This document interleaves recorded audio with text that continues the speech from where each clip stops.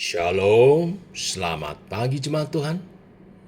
Berjumpa kembali dalam doa pagi online.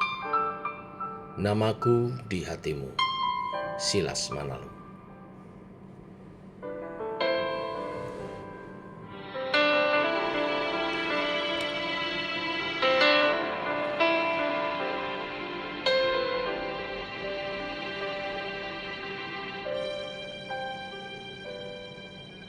Tiada satu pun rancanganmu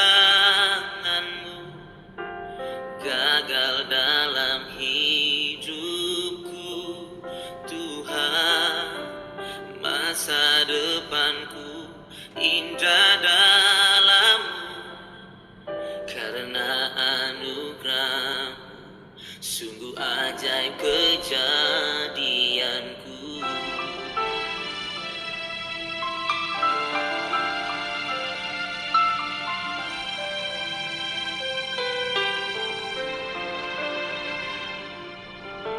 Tiada satu pun rancanganmu gagal dalam hidupku, Tuhan. Masa depanku indah dalam-Mu, karena anugerah-Mu sungguh ajaib kejadianku. Kau menenunku menjadi indah, namaku ada di hati-Mu. Kau memilihku menjadi duta, agar nama-Mu ditinggikan.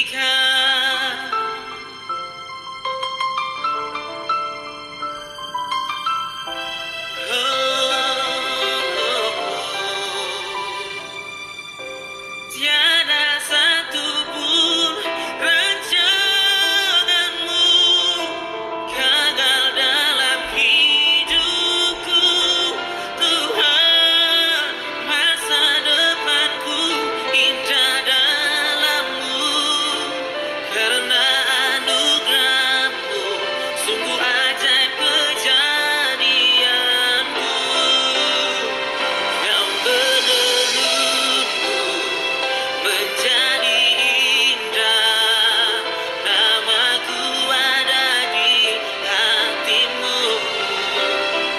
Kau memilihku menjadi duta, agar nama-Mu ditinggikan.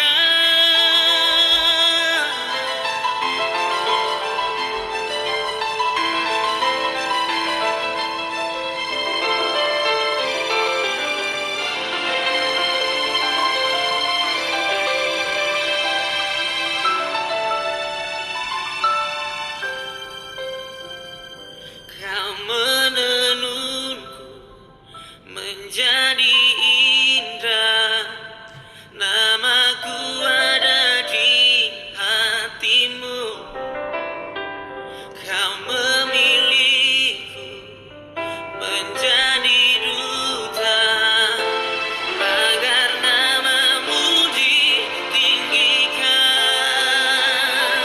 Kau menenunku menjadi indah, namaku ada di hati-Mu. Kau memilihku menjadi duta, agar nama-Mu ditinggikan, agar nama-Mu ditinggikan. Oh, oh, oh, oh.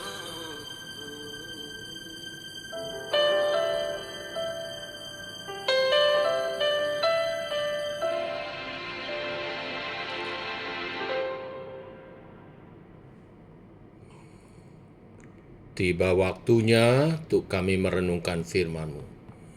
Firman-Mu lah suluh dan terang bagi jalan kami. Berfirman Tuhan, Terangi jalan kami, tuntun langkah kami. Dalam nama Tuhan Yesus Kristus. Amin. Bapak Ibu, kita lanjutkan renungan firman pada pagi hari ini. 2 Korintus pasal 10 ayat 3, 4, dan 5. Demikian firman Tuhan.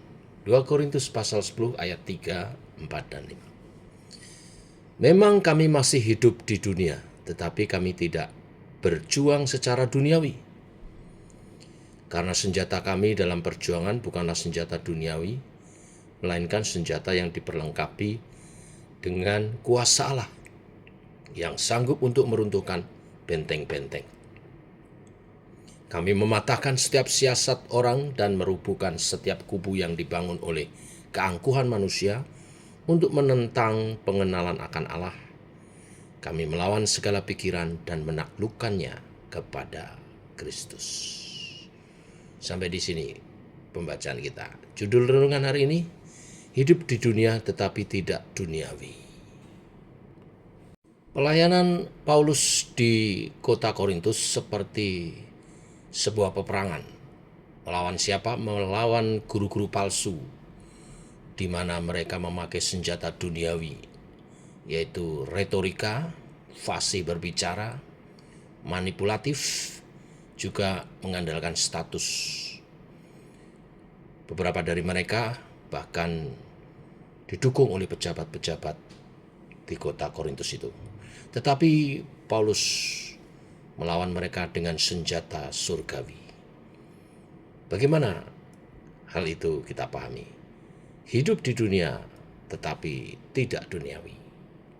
Demikian orang percaya hidup di tengah sistem dunia tetapi tidak boleh menjadi duniawi.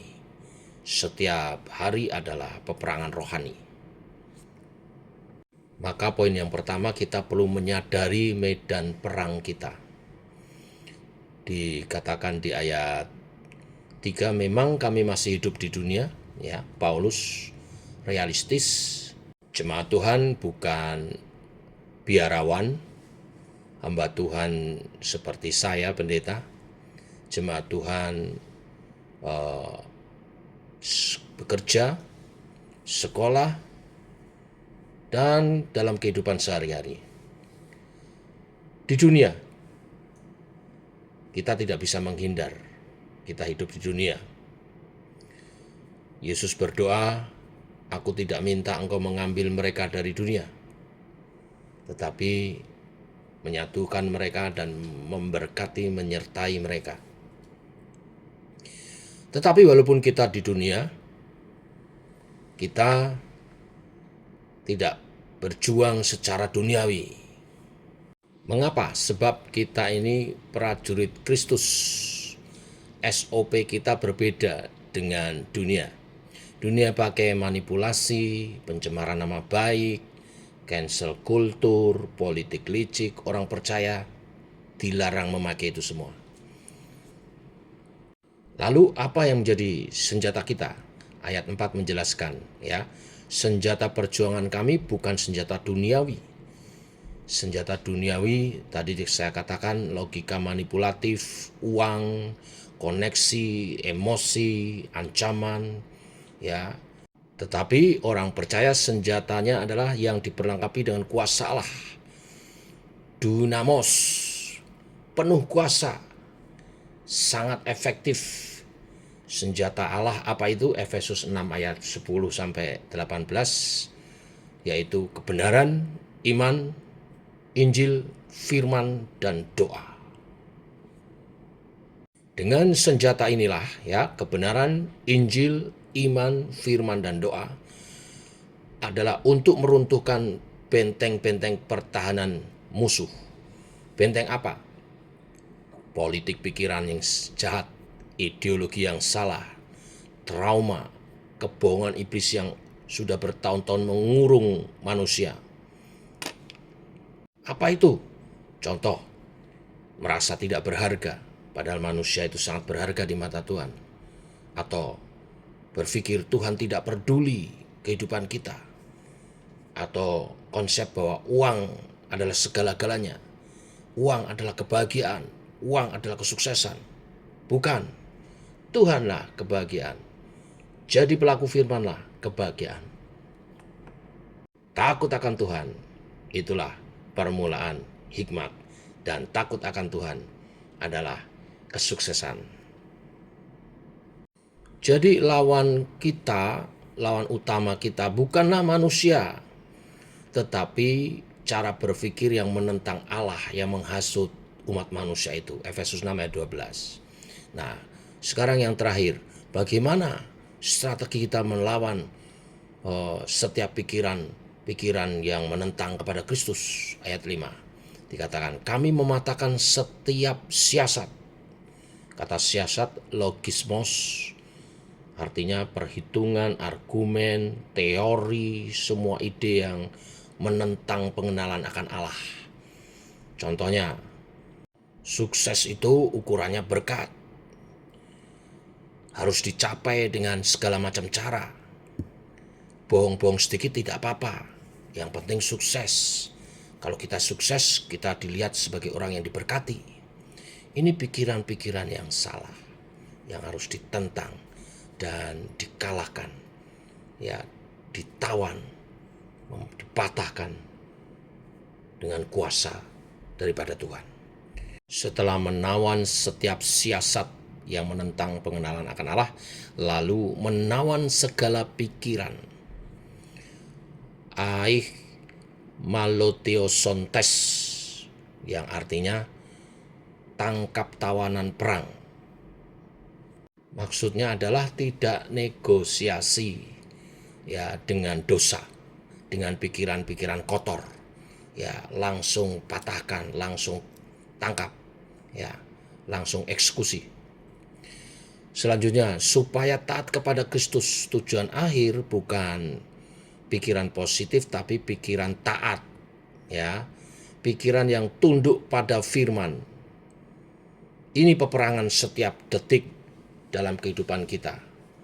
Roma 12 ayat 2 mengatakan, janganlah kamu menjadi serupa dengan dunia ini, tetapi berubahlah oleh pembaharuan budimu, sehingga kamu dapat membedakan manakah kehendak Allah, apa yang baik, yang berkenan kepada Allah, dan yang sempurna. Kata berubah lah ini sifatnya kontinu, terus menerus, setiap saat harus berubah. Nah, saya tutup dengan kesimpulan, Bapak Ibu, kita memang masih hidup di dalam dunia, tetapi kita tidak boleh duniawi. Sebab apa? Yang pertama, kita mesti menyadari bahwa hidup kita di dunia adalah medan peperangan. Peperangan melawan setiap pikiran, spirit yang menentang pengenalan akan Allah. Kita lawan dengan pikiran taat, pikiran yang tunduk kepada firman Tuhan. Dengan senjata, ya, tadi dikatakan di Efesus, kebenaran, Injil, iman, firman, dan doa. Biarlah kebenaran firman hari ini meneguhkan iman kita untuk memenangkan peperangan roh kita selama kita hidup di dunia ini. Mari kita berdoa. Bapa dalam surga, kami bersyukur untuk pagi hari ini, untuk nafas hidup, kesempatan untuk kami berjuang bagi Kristus. Karena kesehatan yang Kau beri adalah anugerah, dan ada tugas di dalamnya, yaitu selama kami masih ada di dunia ini, kami adalah prajurit-prajurit Kristus yang harus memenangkan peperangan rohani, melawan segala tipu daya iblis, pikiran-pikiran yang jahat, segala faham-faham yang menentang pengenalan akan Allah.